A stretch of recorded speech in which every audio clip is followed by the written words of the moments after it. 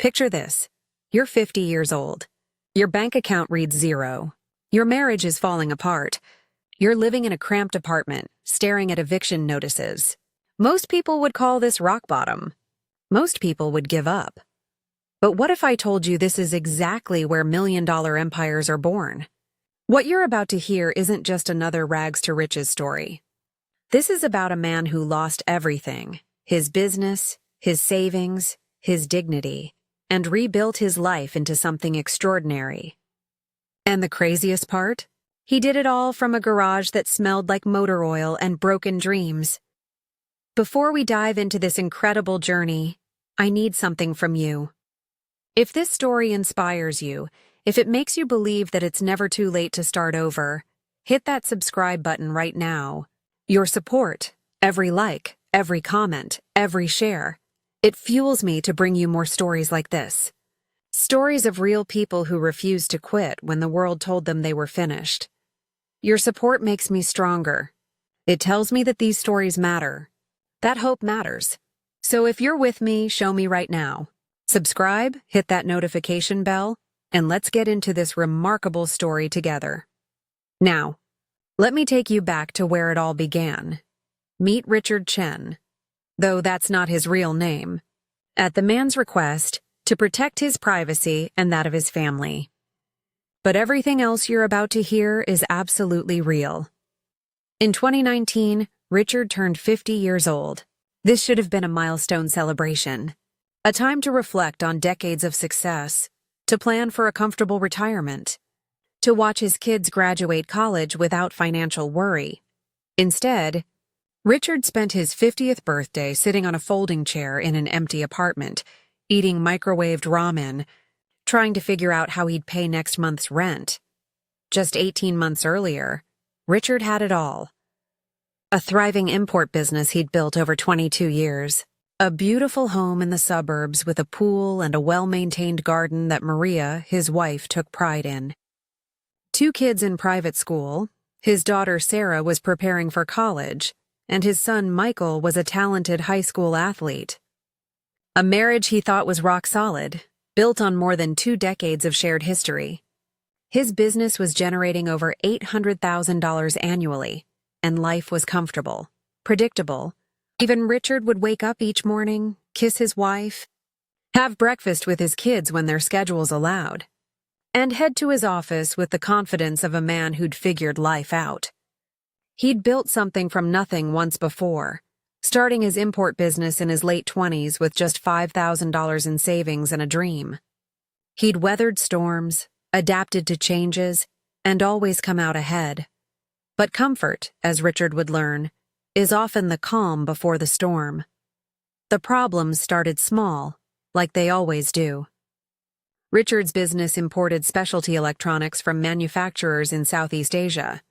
For 2 decades, he'd built relationships with reliable suppliers, developed a loyal customer base, and created systems that ran like clockwork. He knew the supply chain like the back of his hand. He could predict shipping delays, navigate customs issues, and negotiate prices with the skill of someone who'd been in the trenches for years.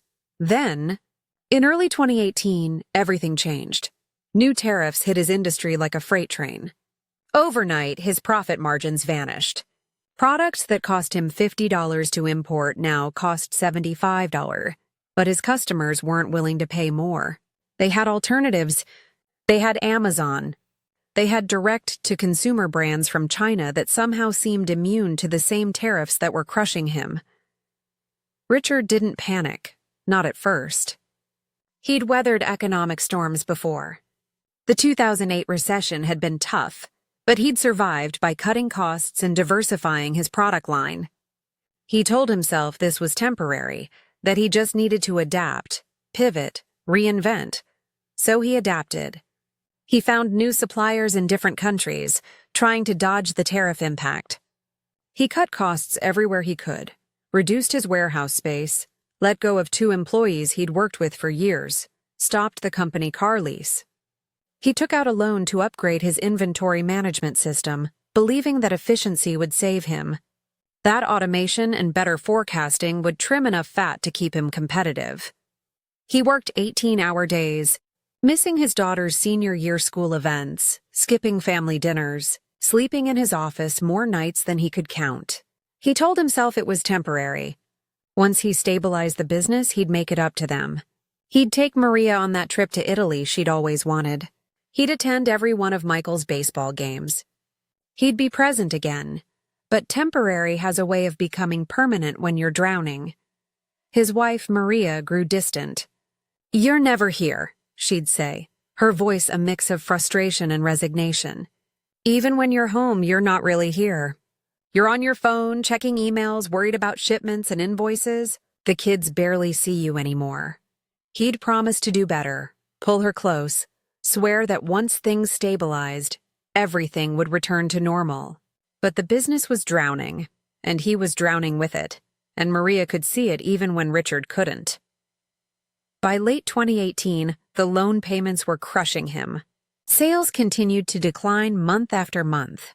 Big box retailers were eating his market share, using their massive buying power to undercut everyone.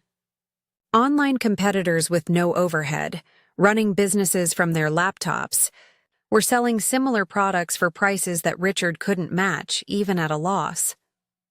Richard made a desperate decision. He took out a second mortgage on his house. $180,000. He told himself it would give him the runway he needed to pivot, to reinvent the business, to survive this rough patch and come out stronger. He'd done it before. He could do it again. Maria was against it. They argued for hours, her pleading with him to just let the business go, to take a job somewhere, to protect what they had. But Richard couldn't see past his desperation. This business was his identity. It was proof that he'd made something of himself. Letting it fail felt like admitting he was a failure. Instead, it sealed his fate. Within 6 months, he'd burned through the money. His top 3 clients, accounts he'd serviced for over a decade, went with cheaper competitors. One of them, a guy Richard had mentored when he was just starting out, apologized profusely but explained he had shareholders to answer to. Business was business, nothing personal. His warehouse lease was up for renewal at triple the cost. The landlord knew Richard was desperate and squeezed every penny he could. The math simply didn't work anymore. Every scenario Richard ran, every projection he built, every pivot he considered, they all ended the same way. The business was dead. He just hadn't admitted it yet. In June 2019, Richard closed the business. 22 years of work, gone. He laid off his remaining employees, good people who'd been loyal to him, who had families and mortgages and bills. He sold off inventory at pennies on the dollar. He made call after call to suppliers, apologizing, trying to negotiate payment plans, feeling his dignity erode with each conversation. But that was just the beginning of his nightmare. The debts didn't disappear with the business. He owed suppliers $120,000. The bank wanted their money. They didn't care about tariffs or market conditions or his 22 years of hard work. Credit card bills piled up, $67,000 across 7 cards, all maxed out trying to keep the business alive in those final desperate months. Then came the divorce papers. Maria had reached her breaking point. The woman he'd built a life with, who'd stood by him through the early struggles, who'd believed in him when no one else did. She was done. And she had every right to be. "You chose that business over us," she told him through tears, sitting across from him at their kitchen table one last time. "Over me, over your own children. I begged you to stop. I begged you to see what this was doing to our family. And now we have nothing. You threw away our marriage, our home, our future. For what? For pride? For ego?" She wasn't entirely wrong.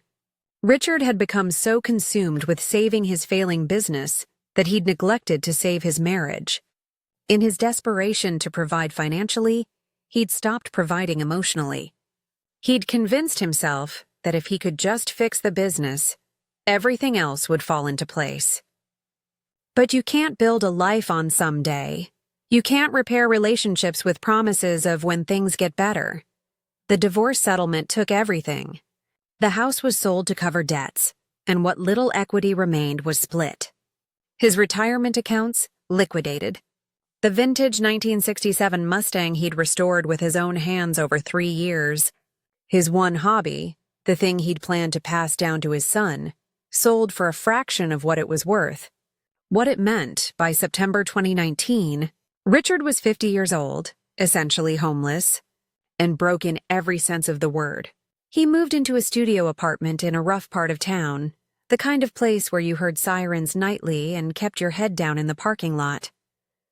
The place had water stains on the ceiling that looked like continents on a map, neighbors who fought at 3 a.m. about things Richard tried not to hear, and a persistent smell of cigarette smoke no amount of air freshener could mask.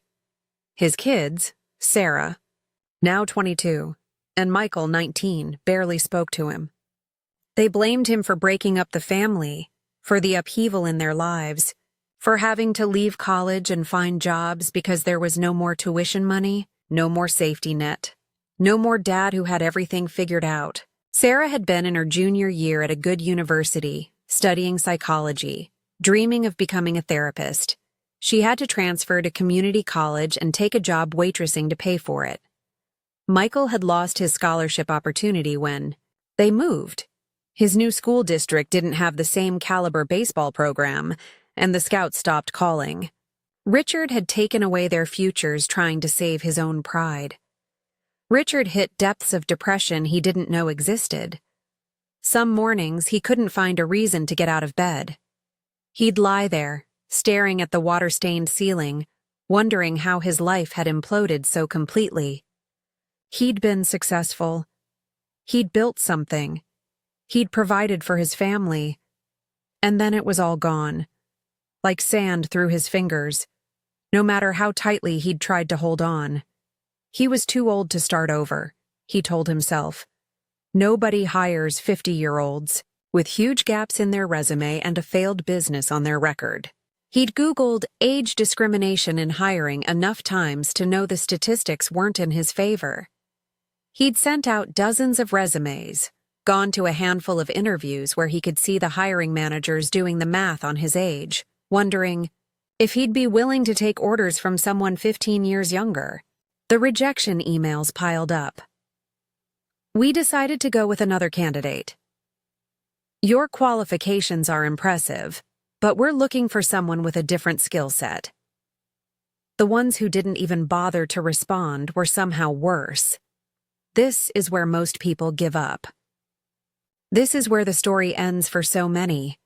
But for Richard, this was just the intermission.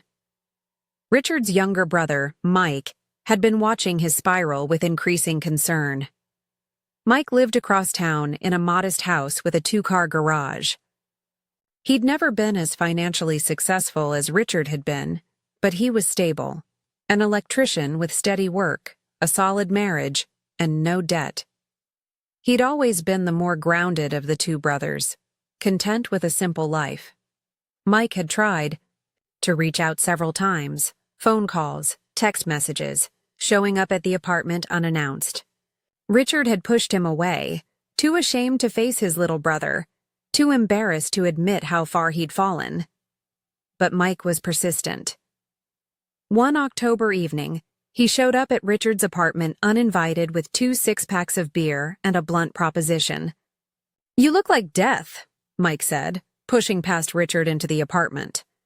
"When's the last time you showered? When's the last time you ate something that didn't come out of a microwave?" Richard tried to protest, but Mike cut him off. "Sit down. We're going to talk, and you're going to listen for once." They sat in that depressing apartment for 4 hours, and Mike did something nobody else had done. He didn't pity Richard. He didn't lecture him. He just listened. He let Richard vent about the business failure, the divorce, the kids, the crushing weight of being 50 and starting from nothing. And then Mike made an offer that would change everything. "My garage is full of my junk anyway. Old tools, camping gear I never use, boxes of stuff I keep meaning to sort through. Come clear it out. You can use it." Start something. Anything. I don't care what. Just stop sitting here feeling sorry for yourself. Richard initially refused. Start what? He said bitterly, gesturing around the cramped apartment. I failed, Mike. I lost everything. I'm 50 years old. That's not starting over age. That's give up and work at Home Depot until you die age. Mike cracked open another beer and leaned forward. You know what Dad used to say? You're not dead yet, so stop acting like it. You lost a business, Richard. You didn't lose your brain. You didn't lose your skills. You didn't lose your work ethic. Well, you kind of did for the past few months, but you can get that back. He paused, choosing his words carefully. I watched you build that business from nothing. I watched you work weekends and holidays. I watched you figure out problems that would have stopped most people. You didn't fail because you weren't good enough. You failed because the market changed in ways you couldn't control. That's not the same thing. Something in Mike's words cut through Richard's fog. Or maybe it was just that someone still believed in him, even when he didn't believe in himself. Even when his ex-wife didn't, when his kids didn't, when every potential employer didn't, his little brother still saw something worth salvaging. 2 weeks later, Richard spent a Saturday hauling boxes, old furniture, and random junk out of Mike's garage. The space was roughly 20 feet by 20 feet. Not much, but it was something. It had a workbench that had seen better days, decent lighting, with fluorescent tubes that hummed, and a concrete floor stained with decades of oil and grease that had seen better days. As Richard swept the dust and debris, as he organized Mike's tools and created some semblance of order from chaos, he felt something he hadn't felt in months. Possibility. It was just a flicker, barely there, but it was real. But what would he do with a garage? That was the million-dollar question, literally, as it would turn out. Richard spent weeks overthinking it. Every idea seemed stupid or impossible. Start another import business? He didn't have capital for inventory, and the thought of diving back into that world made him nauseous. Consulting? Who'd hire a guy who'd just spectacularly failed, whose most recent accomplishment was losing everything? E-commerce, oversaturated with competitors who had youth and venture capital on their side. He filled notebooks with ideas, crossing out most of them before the ink dried. He researched business models, studied market trends, analyzed competitors. But everything felt like trying to rebuild the Titanic, pointless and doomed from the start. The breakthrough came from an unexpected place, his own frustration. Richard had always been handy. During his marriage, he'd been the guy who fixed everything around the house. He'd built Sarah's treehouse when she was 8. He'd renovated the basement himself, saving them thousands. He'd restored that Mustang from a rusted shell to a beautiful machine. His hands knew how to create things, solve problems, build solutions. One evening in the garage, he was trying to organize Mike's tools, and he couldn't find a decent, affordable solution for storing socket wrenches. Mike had them scattered across 3 different boxes, none of them labeled, half of them missing their pairs. It was chaos. The plastic organizers at the hardware store were cheap and broke easily. Richard had gone through 3 of them in his own workshop over the years. The professional tool chests cost hundreds, sometimes thousands of dollars, way more than the average person wanted to spend. And the mid-range options were either poorly designed or poorly made, solving one problem while creating others. There had to be something in between, he thought, something durable, functional, and affordable for the average DIY person or professional tradesperson. Something that actually worked the way people worked, instead of forcing them to adapt to a poorly designed system. He spent that evening sketching designs on notebook paper. Nothing fancy, just simple wooden organizers with magnetic strips to hold sockets in place, and labeled slots for easy identification. The kind of thing that solved a real problem without costing a fortune or taking up an entire wall. The next day, using scrap wood Mike had lying around from various projects, Richard built a prototype. It took him 6 hours, countless mistakes, and 3 splinters. But when he finished, he had something that actually worked. It was beautiful, in its simplicity. No unnecessary features, no wasted space, just pure function. Mike came home from work, looked at it, and said, "That's actually pretty cool. You could sell those." Richard laughed it off. Who would buy wooden tool organizers from a 50-year-old guy working out of his brother's garage? But the idea had taken root, and he couldn't shake it. Richard approached this new idea differently than he'd approached his previous business. This time he had nothing to lose, which paradoxically made him bolder. He wasn't protecting an empire anymore. He was building from ground zero with 0 expectations. He spent 2 weeks researching, not just looking at competitors, but actually understanding the market. He joined woodworking forums where craftsmen shared their projects and frustrations.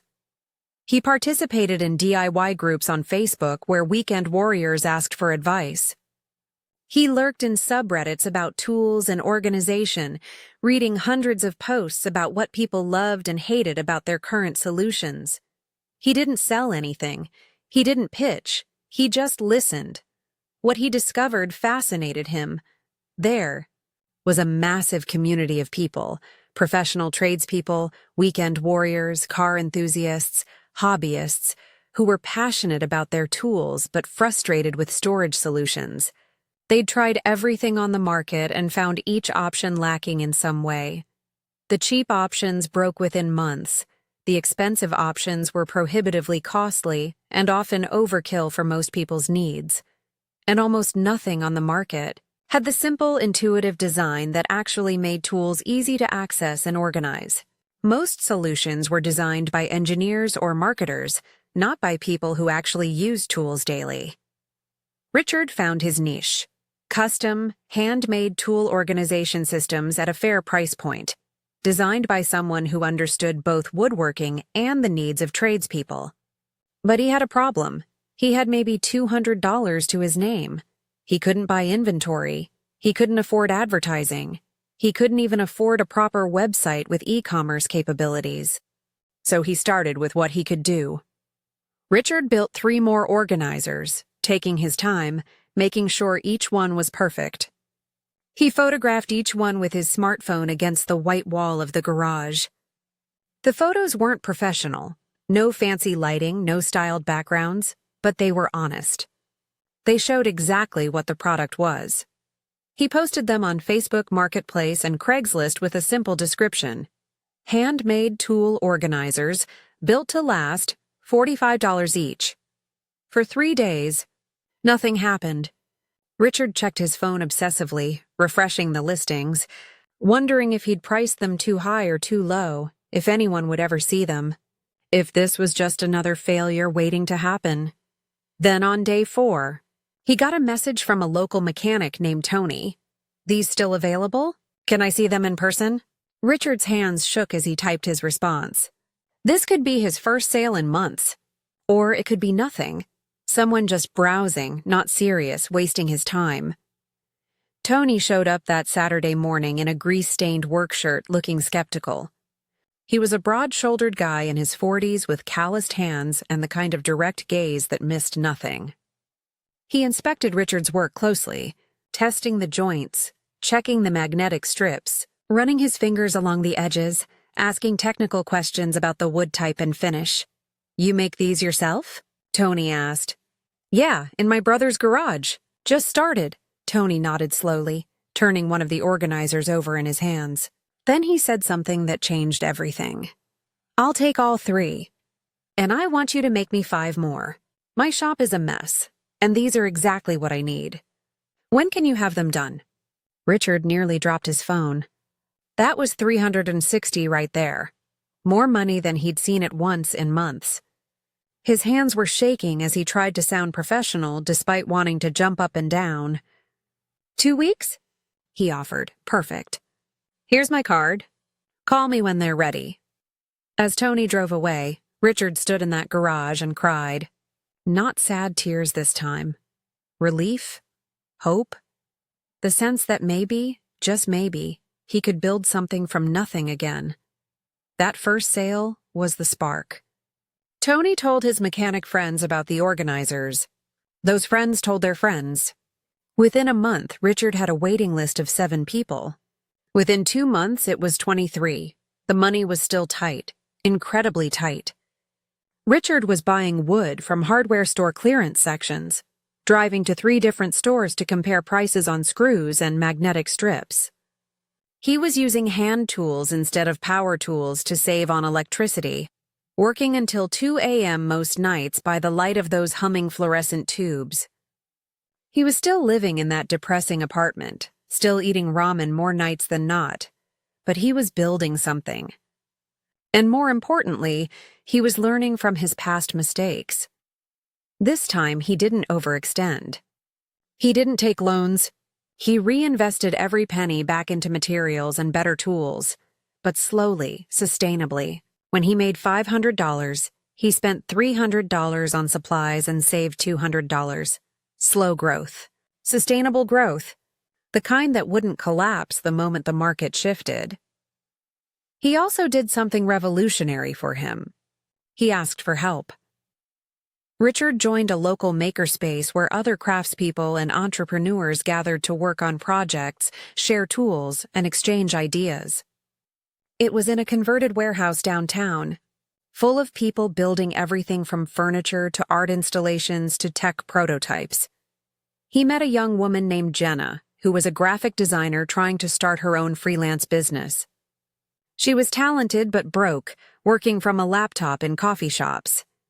In exchange for 2 custom organizers for her art supplies and crafting tools, she designed a simple but professional logo and helped him set up a basic website using a free platform.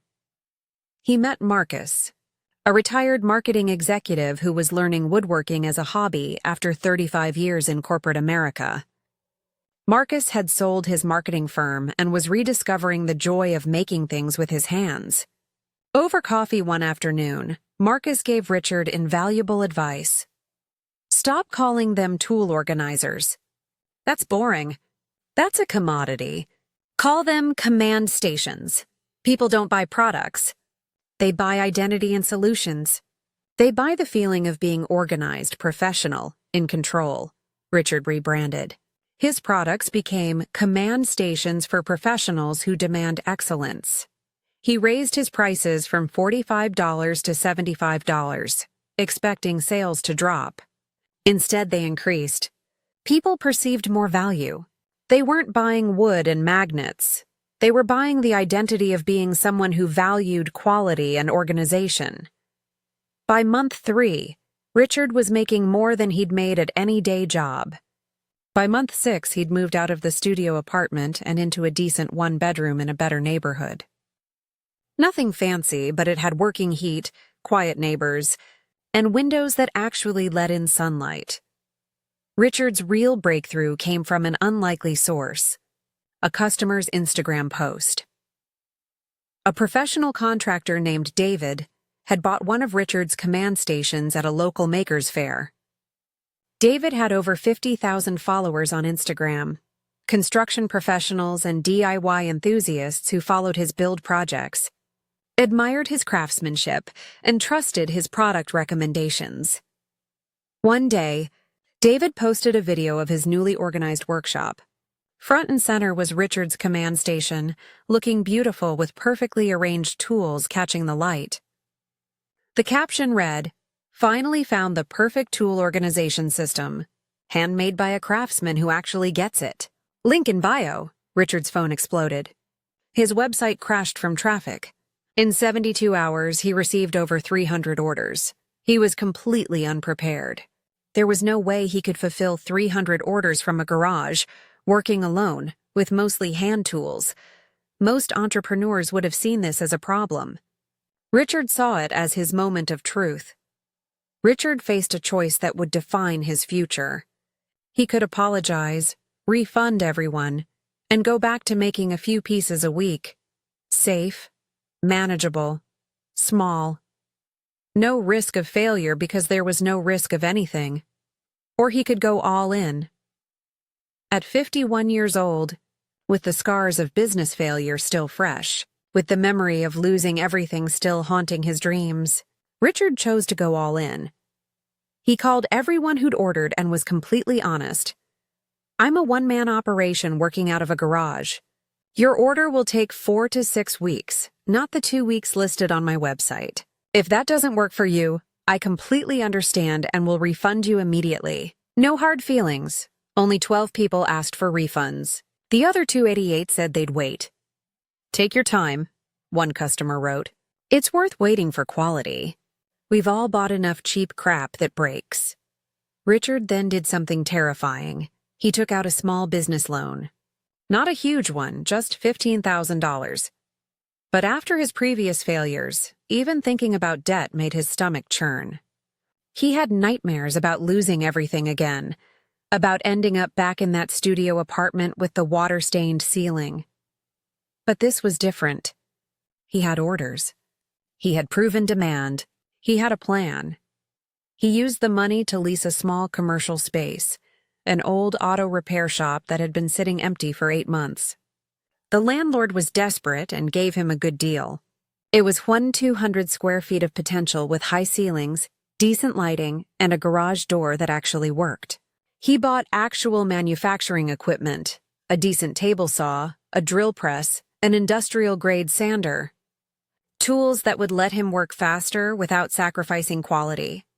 He hired his first employee, a college student named Devin, who was studying carpentry and needed work experience. Devin was 22, eager and talented. He reminded Richard of himself at that age, full of energy and hunger to prove himself. For the next 6 weeks, Richard and Devin worked from 7 a.m. to midnight, 7 days a week. Richard taught Devin everything, not just the technical skills, but the philosophy behind the work. Quality over speed, consistency over shortcuts, pride in craftsmanship. Together, they developed systems to work faster without sacrificing quality. Assembly line approaches where each piece moved through stages, quality control checkpoints, organization systems that made everything flow smoothly. They fulfilled every single order on time. What happened next was pure magic. The reviews started pouring in. "Best investment I've made for my shop. This man is an artist. The craftsmanship is incredible. Took 6 weeks to arrive but worth every day of waiting. I've bought 3 of these now. 1 for my garage, 1 for my workshop, and 1 as a gift for my dad." Richard didn't pay for a single advertisement. His customers became his marketing team, posting photos and videos across social media. The Instagram algorithm loved it because it was genuine content from real people solving real problems, not polished ads from faceless corporations. By the end of year 1, October 2020, in the middle of a global pandemic when many businesses were failing, Richard's garage business had generated $380,000 in revenue. After expenses, he'd netted about $120,000 in actual profit. He was back. Not all the way back, but on the path. Year 2 was about smart growth. Richard hired 2 more craftspeople, both experienced woodworkers who'd been laid off during the pandemic and were grateful for steady work with someone who respected their skills. He developed a production system that maintained quality while increasing output. He added new products, tool carts, mobile workstations, custom storage solutions for specialized trades like electricians, plumbers, and automotive technicians. He also did something important. He forgave himself. Richard had spent so long beating himself up for his failures, the business collapse, the divorce, the time lost with his kids. But he realized that those failures had taught him what success couldn't: humility, resilience, and the difference between building a business and building a life. He reached out to his kids. The conversations were awkward at first. They were angry, and rightfully so. But Richard didn't make excuses. He didn't try to justify his past mistakes. He apologized. He explained. He listened. And slowly, over months of phone calls and occasional dinners, he rebuilt those relationships. Not back to what they were, that wasn't possible, but into something new, something more honest. His daughter Sarah eventually said over coffee one afternoon, "Dad, I hated you for a while. I blamed you for everything, the divorce, having to leave school, all of it. But watching you come back from nothing, watching you rebuild without making the same mistakes, that taught me more than anything you taught me before. It taught me that failure isn't final unless you let it be." His son Michael started working in the business during summer breaks, learning the craft, understanding what his father was building. They worked side by side, talking about life and business and what really mattered, rebuilding their relationship one board at a time. By year 3, 2022, Richard Chen's company, which he'd named CommandPost Craftworks, hit 7 figures in revenue. $1.2 million in annual sales. He now employed 8 people full-time. He'd moved into a proper manufacturing facility with 5,000 square feet. He'd paid off all his old debts, every supplier, every credit card, every penny he owed. He'd started a modest college fund for potential future grandchildren. He'd even bought another vintage car to restore, a 1969 Camaro this time, because life needed hobbies. Not just work, but the numbers weren't what mattered most to Richard. What mattered was that he'd rebuilt his life on his own terms. He worked hard, but he didn't work himself to death. He made time for his kids. He dated again. Nothing serious yet, but he was open to possibility in ways he hadn't been during his marriage, when he'd taken Maria for granted until it was too late. He'd learned that success isn't about never failing. It's about what you do after you fail. Today, Richard is 55 years old. CommandPost Craftworks continues to grow, but at a sustainable pace. He's turned down acquisition offers from larger companies because this isn't about building an empire anymore. It's about building something meaningful. When I asked Richard what he'd tell someone who's facing their own rock bottom, he shared 3 lessons. First, your age is just a number. At 50, I thought I was finished, Richard said.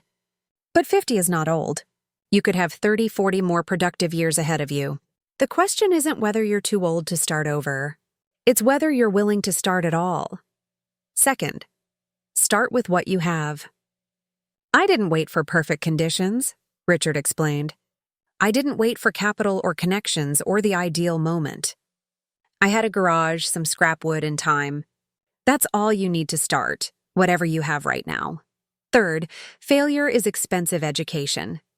My first business failed, and it cost me everything, Richard said. But it taught me what really matters.